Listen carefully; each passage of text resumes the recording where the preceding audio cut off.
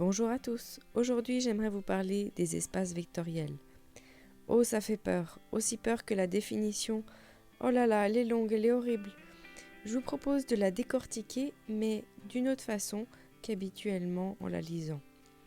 Si vous imaginez tous vos chapitres du cours de maths comme des boîtes de jeux, Monopoly, Uno, etc., imaginez les matrices. Comment est-ce qu'on va les ranger ? Comment choisir celles qui iront tout en haut, tout en bas, mais toujours dans la bibliothèque des jeux ? Eh bien, c'est la question qu'on va se poser.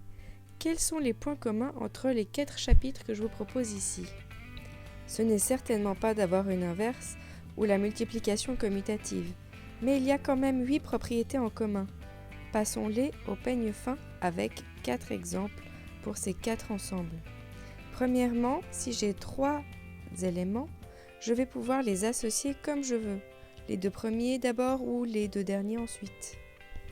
Quand je parle d'associer ici, je parle d'addition. Je peux additionner 2 matrices, puis une troisième, ou d'abord 2 dernières et ensuite la première. Pareil pour les fonctions, les vecteurs ou des quadruplets. La deuxième propriété, c'est qu'il existe un élément neutre pour cette addition. Il existe une matrice remplie de 0, je peux l'additionner à gauche ou à droite. Il existe une fonction nulle, je peux l'additionner à gauche ou à droite, etc. Pour la troisième propriété, il existe dans mon ensemble un élément opposé que lorsque je l'additionne, j'obtiens mon élément 0. Ainsi, pour une matrice, ça reviendrait à la même mais avec des signes moins partout. Pour x carré, l'opposé, ça serait moins x carré. Pour les vecteurs et les quadruplets, vous avez compris.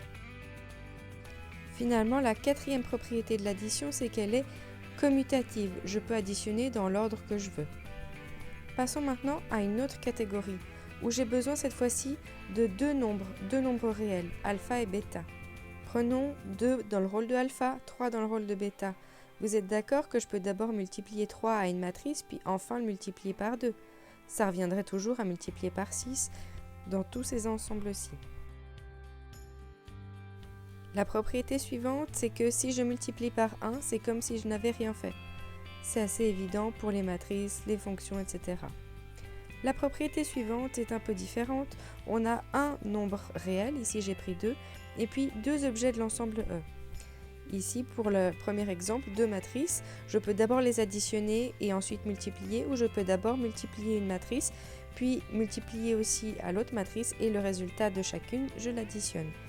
L'exemple se fait très couramment dans les autres ensembles. Finalement, la dernière propriété, je peux d'abord additionner 2 nombres et enfin le multiplier à un objet de l'ensemble. N'hésitez pas à arrêter la vidéo pour consulter les exemples. Formalisons maintenant la définition. Un espace vectoriel sur R a besoin de 2 opérations. Une opération interne qui va de lui-même vers lui-même et reste dans E, puis une opération externe qui a besoin d'un nombre réel. L'opération interne, elle reste dans E, c'est l'addition. Voilà les 4 propriétés. Ensuite, la multiplication est une opération externe puisqu'elle fait apparaître un élément extérieur à l'ensemble E. Je vous propose un petit jeu de cartes pour savoir si les ensembles qui sont là sont des espaces vectoriels, oui ou non. Bon, c'est un jeu pour ma classe, donc j'ai plusieurs exemplaires. Le fichier se retrouvera évidemment sur le blog pinkmath.ch.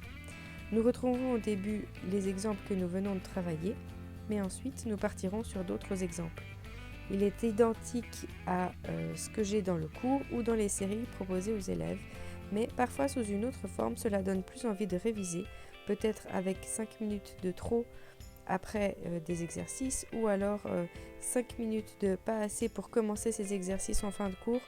Bref, révisez tant que vous pouvez.